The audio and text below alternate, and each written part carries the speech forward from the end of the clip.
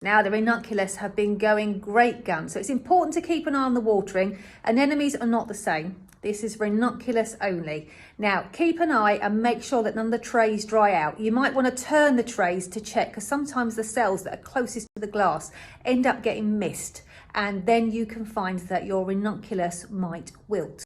There, can you see? So this is the side that faced me in the greenhouse, and this is the side that was against the glass.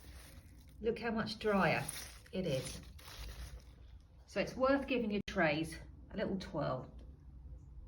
Now here, I've got a tray of anemones. Don't they look good? Absolutely smashing.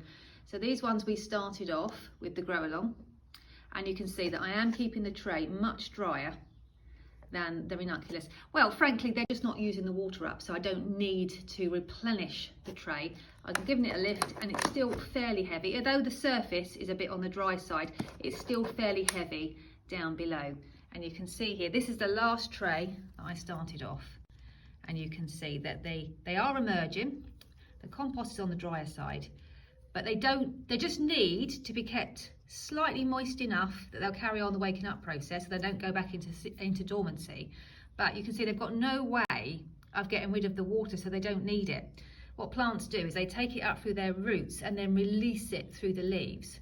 And in the case of anemones, you can see that the leaf canopy is much, much smaller than that of a Ranunculus. If you see that some of them have wilted slightly, you'll probably find that with a quick watering, if you act fast, then they'll probably come back to life quite quickly. Don't allow that to happen too often though, because every time that happens, you put the plant under stress, which will weaken it. However, if you have a catastrophe and they completely collapse, I'm going to run a video for you now to show you what to do.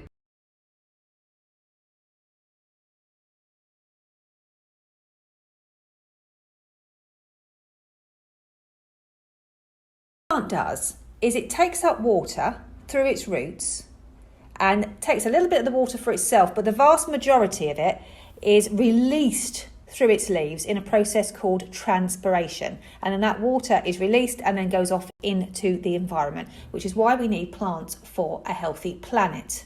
In Sophie's case, what's happened is there is no more water in the roots, so the plant has collapsed its leaves so that no more transpiration can occur.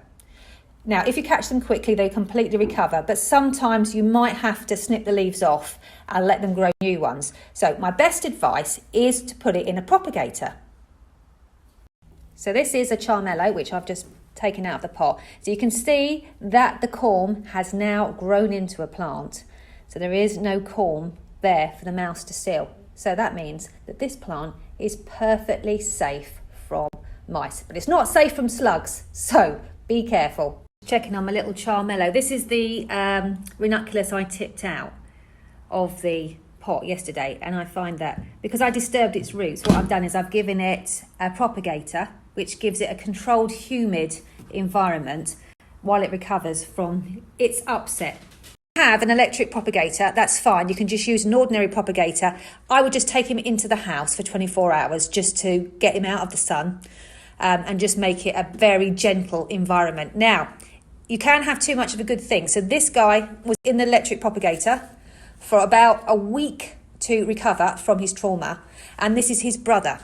So can you see the difference? And the reason is, one, because he had a trauma, because I tipped him out. And two, it is because the propagator is too protective an environment to stay in there forever. And his leaves have become almost like salad because they haven't needed to be tough. Where his brother, goodness me, look at that. Look how tough and strong. And you can see how much thicker the leaves are. So propagators are good, but we use them minimally, and I will teach you all about them in January. There, look at those lovely stems. Nice and chunky. Beautiful.